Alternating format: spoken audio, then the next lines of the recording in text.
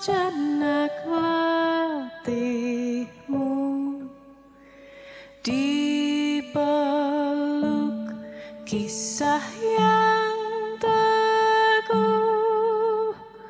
temani benakmu yang riuh, tubuh yang bijak, tidurlah. Esok pun kita melangkah,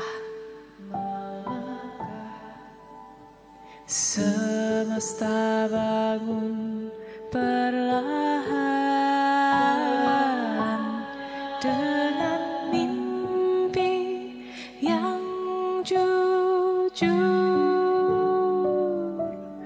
dengan mimpi yang subuh.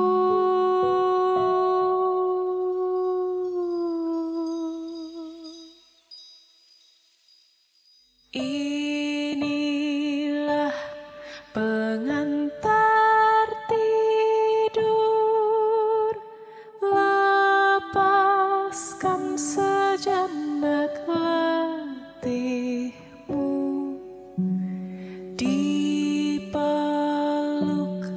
kisah yang teguh, temani benakmu yang riuh.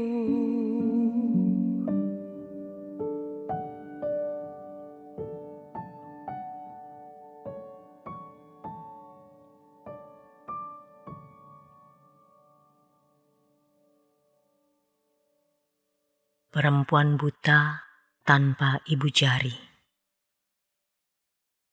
Karya Intan Paramadita.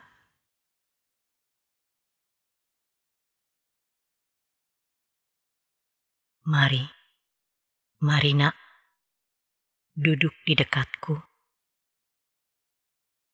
Yakinkah kau ingin mengetahui bagaimana aku menjadi buta? Ceritanya mengerikan sekali, nak. Terlalu banyak darah tertumpah, seperti saat hewan dikurbankan. Kau tak akan menduganya, karena kejadian buruk ini melibatkan orang terdekatku yang mungkin sangat kau kenal.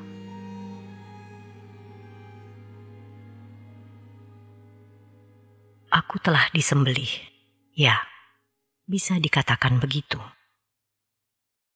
Dan aku pun sempat menyembelih diriku sendiri.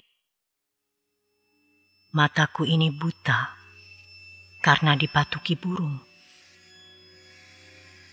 Mereka bilang ia burung merpati dari surga, namun sesungguhnya ia gagak hitam yang menggerogoti kerak neraka. Aku berteriak, memohon agar ia berhenti, namun ratapanku tertelan suara paraunya, hingga tak ku kenali lagi apa yang mengalir, darah atau air mata. Si gagak hanya taat pada pemiliknya, yang tidak akan puas sampai mataku benar-benar bolong. Dulu sebelum aku menjadi buta, aku tinggal bersama ibu dan 2 orang adikku. Adik bungsuku ini bukan adik kandungku, melainkan anak dari ayah tiriku. Ia bernama Sinde Larat. Kau mengenalnya? Ia sudah sangat melegenda, jadi mungkin kau tak akan percaya kesaksianku. Larat, begitu kami memanggilnya. Begitu kotor seolah ia senantiasa berbedak jelaga. Ia memang tinggal di loteng.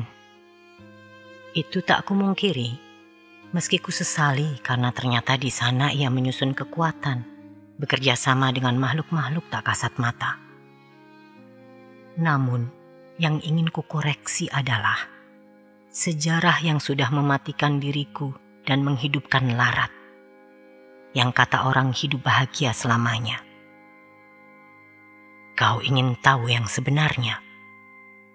Larat sudah mati. Aku yang hidup. Ya, memang kami dulu agak tidak adil padanya. Kami suruh ia mengerjakan pekerjaan-pekerjaan berat. Saat ia hendak ke pesta, kami melempar beras ke seluruh penjuru dan tidak memperbolehkannya ikut sebelum ia mengumpulkan semuanya dalam satu mangkuk.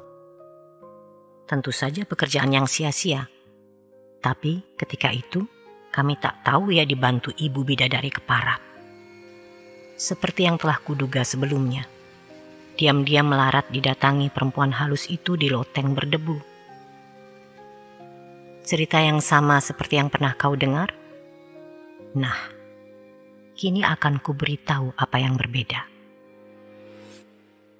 Ayah tiri kami begitu mencintainya. Sebelum ayah meninggal, ia adalah putri yang manis, lembut, dan lugu.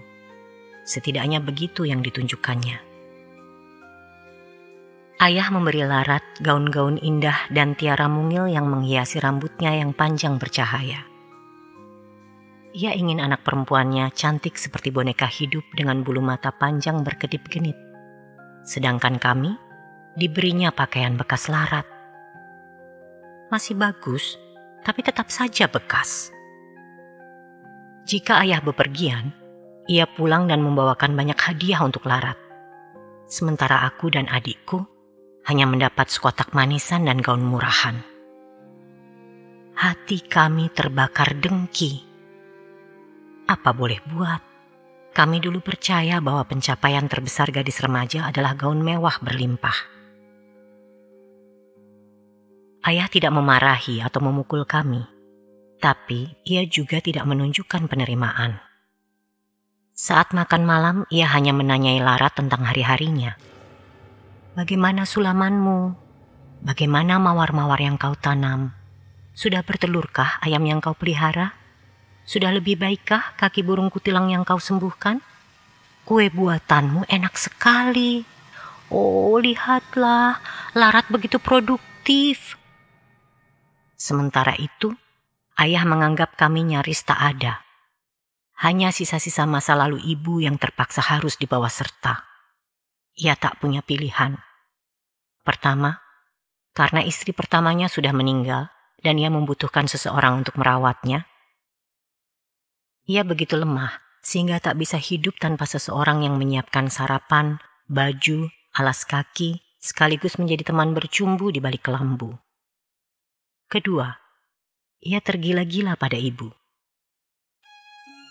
Ibuku janda cantik yang menikmati popularitas sebagai bunga desa di masa mudanya. Walaupun miskin, semua pria ingin meminangnya. Dulu hanya perempuan kaya saja yang bersekolah. Jadi untuk menghidupi diri, ibu bekerja sebagai pembantu di rumah seorang bupati. Ibuku perempuan ambisius yang ingin hidup lebih baik. Ia mendekati bupati itu setelah istrinya meninggal. 2 bulan setelah itu, ibu resmi menjadi istrinya. Bupati itu adalah ayah kami, meski kami tak terlalu mengenalnya karena ia meninggal kala aku masih berusia 2 tahun. Masyarakat sekitar menyebut ibu dengan sebutan lonte karena menghalalkan segala cara untuk menjadi kaya. Saat aku dan adikku dikecam karena memperlakukan Larat dengan buruk, orang juga menyebut kami demikian. Kami sudah terbiasa, nak. Kami memang lonte. Darah kami seperti mahma yang penuh gejolak. Kami benci menjadi nomor 2. Selama belasan tahun ibu hidup dengan uang warisan ayah kandungku. Ia cukup kuat mengurus kami sendirian. Sampai akhirnya ia menyadari bahwa harta suaminya lama-kelamaan menipis. Saat aku berusia 14, ayah Larat, sahabat dekat ayah kandungku, mulai dekat dengannya. Orang mulai bergunjing lagi tentang ibu. Tapi lagi-lagi ibu tak peduli.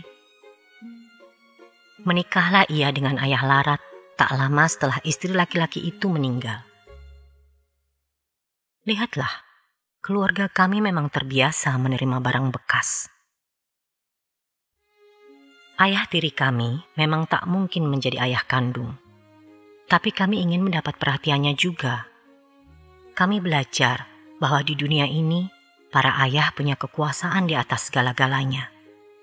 Karena itu kami memeluknya, naik di atas pundaknya, menungganginya seperti menunggangi kekuasaan. Adik tiriku Larat memang piawai memasang muka manis. Suatu hari, ketika ayah tiriku hendak bepergian, ia menanyakan hadiah apa yang kami inginkan. Tentu saja, karena jarang mendapat hadiah bagus darinya, kami menjawab, gaun indah. Larat berkata, cukup sekuntum mawar saja. Tak heran, karena tanpa ayah bepergian pun ia sudah diberikan segala kemewahan. Perhatikan betapa ia ingin menampilkan citra gadis baik-baik yang tidak materialistis. Sangat tidak realistis. Kalau ia tak peduli kekayaan, mengapa ia bersikeras pergi ke pesta untuk bertemu Gusti Pangeran Mahakaya? Ya, begitulah nak. Karena kami kesal padanya, begitu ayah tiriku meninggal, kami langsung merampas gaun-gaun cantik Larat. Kami beri dia pakaian bekas kami, yang sebetulnya pakaiannya sendiri yang dihibahkan oleh ayahnya. Apa yang tadinya milikmu akan tetap menjadi milikmu, bukan? Lalu, dimulailah hari-hari itu. Aku, ibu, adikku, dan Larat hidup tanpa ayah tiriku. Tahun demi tahun berlalu, dan kami menjadi bunga yang siap dipetik. Tapi sial, siapa yang dilirik para pemuda di pasar atau alun-alun? Larat. Kendati dia tak lagi bergaun indah, wajahnya masih tetap cantik. Kulitnya kuning bercahaya, rambutnya hitam bak mayang, tubuhnya semampai, pinggangnya kecil, kakinya apalagi. Tutur katanya lembut merayu.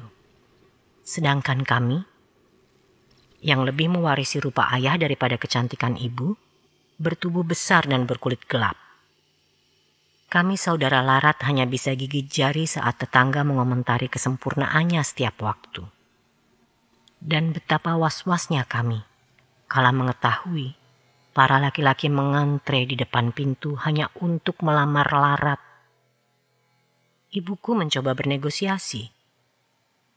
Larat masih sangat muda. Bagaimana kalau kakak-kakaknya menikah lebih dulu? Tapi rupanya tak ada yang berminat pada kami. Ibuku marah sekaligus takut kami menjadi perawan tua, sehingga ia menyuruh Larat bersembunyi di loteng jika tamu datang. Begitulah, dalam kompetisi para perempuan harus menyingkirkan lawan dengan penuh kebencian. Dan pesta itu adalah puncaknya. Kami adalah barang dagangan yang dijajarkan di pasar untuk dipilih pembeli. Sang Gusti Pangeran, ia menjadi pembeli tunggal di sini. Tapi tentu saja, ia tak bisa memborong semuanya.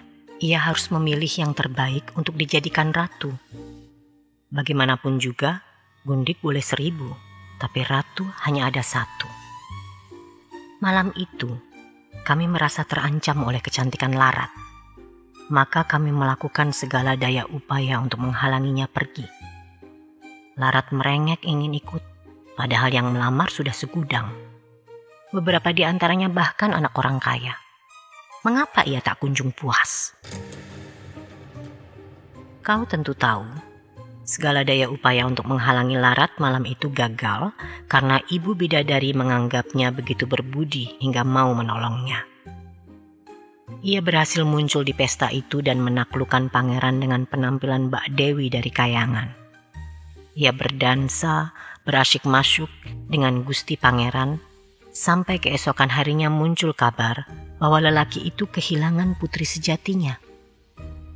Hanya ada sepatu terpisah dari pasangannya, yang menjadi bukti keberadaan si gadis. Pangeran mencari pemilik sepatu ke setiap rumah, termasuk rumah kami. Ibu menyuruh Larat bersembunyi saat aku dan adikku bergiliran mencoba sepatu itu. Rupanya ia masih bermimpi kami bisa mendapat jodoh keturunan Ningrat. Tapi sepatu itu terlalu kecil.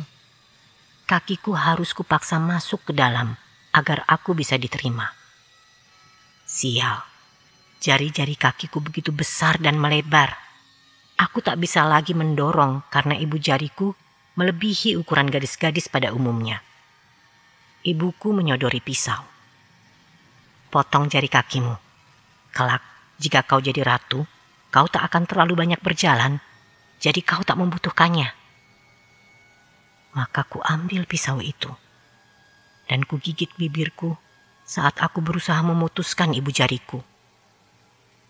Ku buang bagian kecil tubuhku itu ke tempat sampah untuk menjadi santapan anjing. Kini ku sadari, nak, dunia ini memang penuh dengan sepatu kekecilan yang hanya menerima orang-orang termutilasi. Setelah ibu jariku terpotong, sepatu itu berhasil kukenakan. Gusti Pangeran memboyongku di dalam keretanya. Aku berjalan tertatih-tatih sambil meringis, karena gesekan sepatu pada lukaku terasa ngilu. Kulirik wajah calon suamiku yang linglung. Sama sekali tidak bahagia. Ia pasti merasa sudah terlalu banyak minum malam itu. Bagaimana bisa perempuannya yang begitu cantik bisa berubah menjadi diriku? Ia diam saja selama perjalanan. Sampai terdengar kicau burung yang berima serupa nyanyian anak-anak. Ngoklah, ia perempuan palsu. Darah diperah di dalam sepatu. Burung itu, si gagak dari neraka, mematuk-matuki kereta, mendesak ingin jadi pertanda. Calon suamiku menyuruhku membuka sepatu. Ia berteriak pilu, nyaris pingsan melihat daging terpotong berbau anyir. Ia tak berkata, tak bertanya, langsung disuruhnya Patih kembali ke rumahku. Lantas, tragedi itu terulang lagi.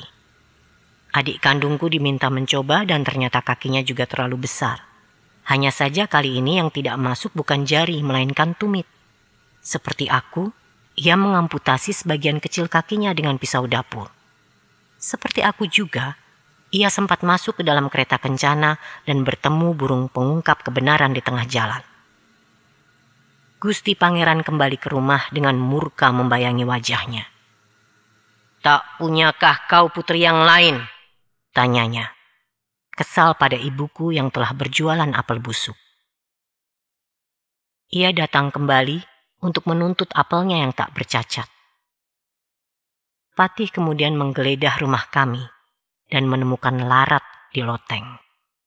Tepatnya, larat memang menunggu ditemukan karena isak tangisnya terdengar sampai keluar. Ia tak jauh berbeda dengan kami, suka memanipulasi. Yah, seperti yang sering kau dengar, sepatu itu pas di kakinya karena itu memang miliknya. Gusti Pangeran begitu berbinar saat larat menuruni tangga dengan sepatu itu. Ia kini benar-benar yakin bahwa inilah perempuan yang bersamanya di pesta. Perempuan yang akan berhias setiap pagi untuknya, yang akan menunggunya dari medan perang, yang akan jadi ibu dari anak-anaknya.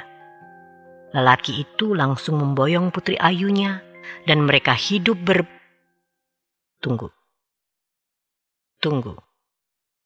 Belum.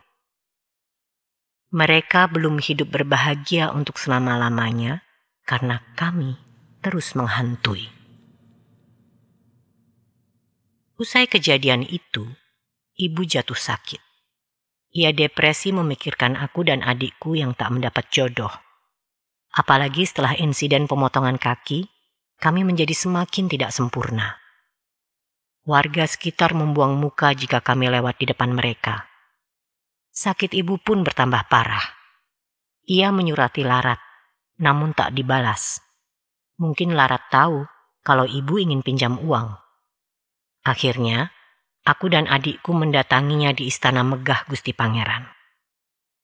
Kami datang saat ia menikmati makan paginya di kebun penuh bunga, mawar melati kenanga dahlia. Gemericik air mancur seperti musik di telinga. Larat meminta kami pergi. Tetapi kami akan tetap di sana sebelum mendapatkan uang. Kalau bisa, kami ingin menjadi gundik suaminya. Tapi tentunya ini tak mungkin karena sudah ada ribuan wanita cantik mengantre untuk posisi tersebut. Tiba-tiba, datanglah burung terkutuk itu. Burung yang sama seperti yang kami temui di jalan. Ia mematuki mata kami seperti menghunuskan pisau syarat dendam. Berkali-kali hingga kami menjadi buta. Larat, saudara tiriku, menatap sambil melahap anggur sebesar biji mata. Sejak saat itu kami menjadi legenda. Larat perempuan berbudi yang mendapat suami, aku si saudara tiri perempuan bertingkah yang hidup payah.